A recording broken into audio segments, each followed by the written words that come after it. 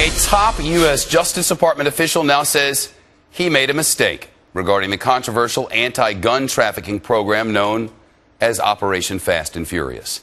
He's the head of the Department of Justice's Criminal Division, testifying before Congress now and saying he regrets that he didn't tell his bosses about problems with a similar Bush administration program.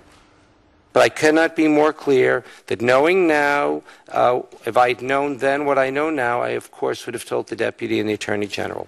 Congress continues to investigate the Fast and Furious operation.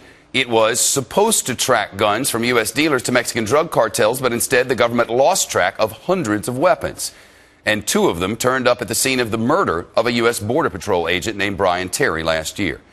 Now, at the request of congressional investigators, the Department of Justice has released documents that shed a great deal of new light on this scandal. William Lajeunesse has been breaking news on this story from the beginning, and he's live in our West Coast newsroom this afternoon. William.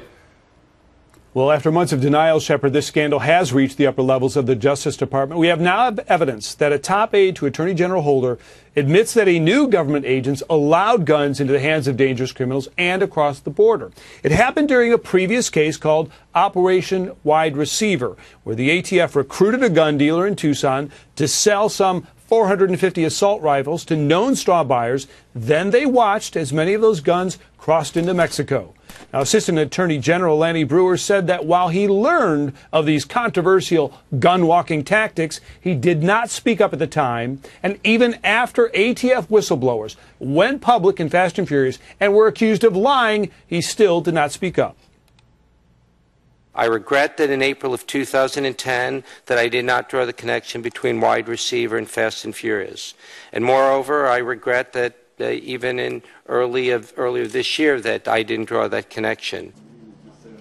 Now, some in Congress are questioning that explanation. Why? Well, because Breuer learned about Wide Receiver at the same time as Fast and Furious, which was run by the same agents and the same U.S. Attorney's Office. Now, in that case, more than 2,000 guns were sold, and of course, a border agent was killed.